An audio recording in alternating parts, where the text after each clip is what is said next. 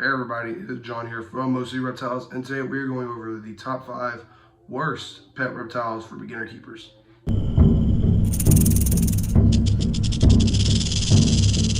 So before we get into this, I am still sick, same as the last video, so please bear with me as my voice doesn't sound the best, but we're going to start off the list with number 5, which is going to be big snakes.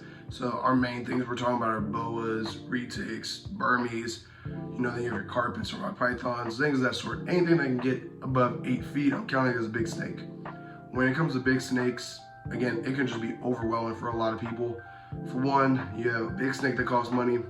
You're gonna have to feed them expensive food because they'll be eating, adults will be eating colossal rats, they'll be eating rabbits. Sometimes they'll even be eating like baby pigs. And then you also need a huge enclosure for these big snakes. My big snakes, my boas, and my big berm, they live in a 8-foot long enclosure, and then that's only because they're still not full grown yet. They're still in the 8 to 10 foot mark. My berm, I have 2 of them. He's about 10 feet. Then we also have our young berm, William. He's about 4 feet, and he's already in a 4-foot long enclosure. So these things do cost a lot of money and can rack up a crap ton after a while, especially between the food, the care that it does require to help them control the humidity. Since they are so big, they're gonna start shedding off in flakes, but you still need to watch out for like scale rot, respiratory infections in them. You gotta provide enough area for them to explore around and also to fit water bowls and to also feed them. Number 4, I'm going to be putting crocodilians. That should be, pretty simple of why.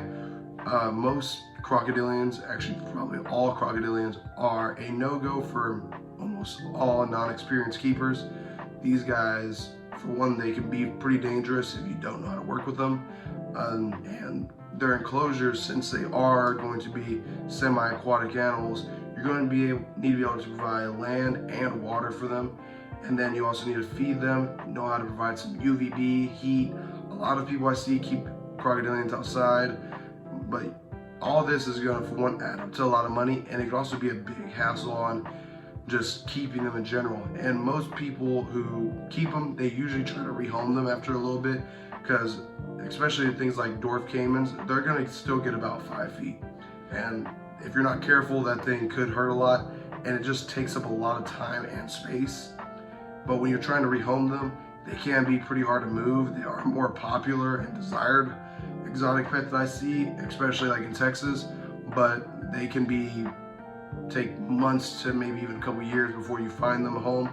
A lot of people, they'll usually surrender them to a gator or some type of crocodile encounter place that can take in a lot of those animals, since they have the space and all the staff they need to, get the care requirements down.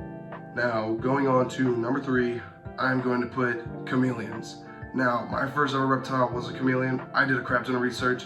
His name was Larry. You can't see it, but that paper has our logo on it. Chameleons, they are awesome, but they are so hard to care for if you don't know what you're doing. For one, you're going to need a pretty high basking. It depends on whether it's a veiled or a panther or whatever species you get. And then UVB is the biggest thing. They need UVB, it's crucial. I kept Larry outside, so he had natural UVB. In Texas, we have pretty good weather for them. But if you don't, they will develop MBD. They won't digest their food right. They'll get all these types of deficiencies because they're not processing their vitamins. And then the main thing that I've noticed is like a killer for chameleons is going to be hydration. They have a hard time usually like finding water, especially if you're not misting them enough. And then you're also going to need the misting for high humidities. So overall, chameleons are probably a horrible reptile for most people. I don't know why pet stores really offer them like PetSmart, Petco, because they are horrible for most keepers. And plus, majority of veiled chameleons are wild caught, especially if you're getting them from those stores like PetSmart, Petco. So on top of the hard requirements it takes to keep them, you're also going to be worrying about how to care for a wild caught animal. And if you don't know how to do that, it's going to be a hard trip for you. Now, moving on to number 2, I'm going to be putting big lizards such as monitors and tegus. So I have a tegu, Marty. I love Marty, he's awesome. When all these monitors and tegus are babies, they're small, they're cute, they look awesome. but they grow to be huge, especially things like a water monitor. They get pretty big. But the main thing is you're going to need to, again, enclosures is going to cost you a lot of money. Marty lives in a 7-foot long enclosure. It's 7 by 3 by 3, and his diet isn't, basic. He's an omnivore, so tegus are going to be eating vegetables, fruits, eggs, proteins such as chicken, beef, rats. All these animals are going to add into their diet, all these vegetables as well. And it's going to take up a good amount of money. You're going to have to care for them when it comes to like heating and UVB. And then monitors, a lot of people when they get their first monitor, it's usually something like a Savannah monitor, which Savannah monitors have, are known for a pretty bad attitude.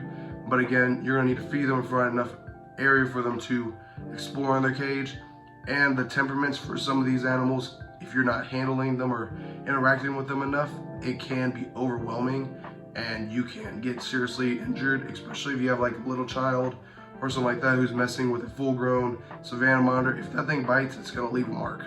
Moving on to the number 1 spot, and an animal that I don't even think most experienced keepers should have. You need a really good amount of experience with these before you own them. It's going to be venomous reptiles. So venomous reptiles, as you know, they have venom, and venom can kill you. If you're not careful with these type of animals, so you got your, venomous snakes, rattlesnakes, cottonmouths, squams, all these types of cool animals. And then you also have your venomous lizards, Mexican beetles, and also the Gila monster. These animals can cause serious damage to you. They can kill you, and their requirements can be a little hard to care for. Now, if you know what you're doing, again, like you're a top-notch keeper, and you want to get a king cobra, by all means do it. I see a lot of people on YouTube and other influencers and keepers who have venomous animals, and they know what they're doing. They've been in this game for years.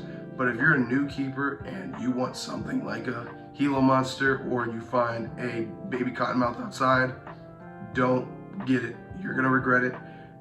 Not only are a lot of venomous reptiles, wild caught. I see a lot of expos, venomous reptiles. They're sold as wild caught. You can get a cottonmouth for 50 bucks.